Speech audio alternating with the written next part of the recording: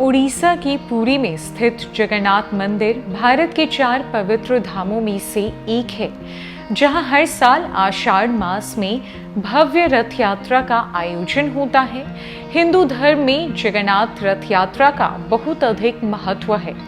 जगन्नाथ मंदिर में भगवान जगन्नाथ विराजमान हैं, जो कि श्री हरि विष्णु के अवतार श्री कृष्ण का ही रूप माने जाते हैं। जगन्नाथ का अर्थ होता है जगत के नाथ।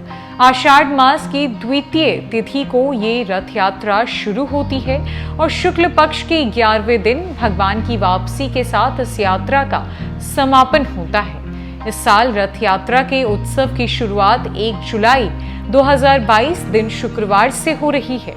इस रथ यात्रा में भक्तों की भारी भीड़ देखने को मिलती है। मान्यता है कि जगन्नाथ रथ यात्रा में शामिल होने से व्यक्ति के जीवन से सभी दुख दर्द और कष्ट समाप्त हो जाते हैं। ऐसे में चलिए आज हम जानते हैं कि जगन्नाथ रथ यात्रा का आयोजन क्यों होता है, इसका महत्व क्या है और इससे जुड़ी खास बातें क्या है। प्रत्येक वर्ष आषाढ़ शुक्ल की द्वितीय तिथि को भगवान जगन्नाथ यानी भगवान श्री कृष्ण अपनी मौसी के घर आते हैं। इस दौरान उनके साथ बड़े भाई बलराम और छोटी बहन सुभद्रा भी जाती है। इन्हें 3 अलग अलग रथों पर सवार किया जाता है। इसके बाद तीनों को रथ यात्रा के जरिए उनकी मौसी के घर गुंडीचा मंदिर में ले जाया जाता है। गुंडीचा मौसी का मंदिर जगन्नाथ मंदिर से करीब 3 किलोमीटर की दूरी पर है। इस दौरान लाखों भक्त श्रद्धा भाव से भगवान जगन्नाथ के रथ को खींचकर उन्हें गुंडीचा मंदिर ले जाते हैं। इसके बाद आषाढ़ शुक्ल पक्ष की दशमी तिथि को तीनों वापस अपने स्थान पर आ जाते हैं। हिंदू धर्म में विश्व प्रसिद्ध जगन्नाथ रथ यात्रा का बहुत ही अधिक महत्व है। इस रथ यात्रा में देश विदेश से लाखों लोग शामिल होने के लिए आते हैं।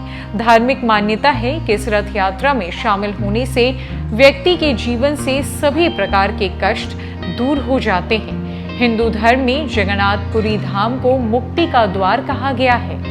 कहा जाता है कि जो भक्त इस रथ यात्रा में शामिल होकर भगवान के रथ को खींचते हैं, उन्हें 100 यज्ञ करने का फल प्राप्त होता है। इसके अलावा इस यात्रा में शामिल होने वालों को मोक्ष की प्राप्ति होती है।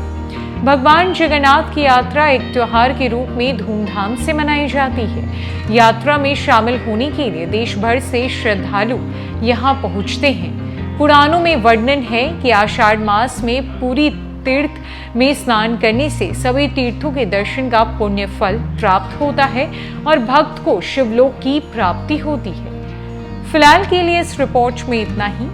नमस्कार।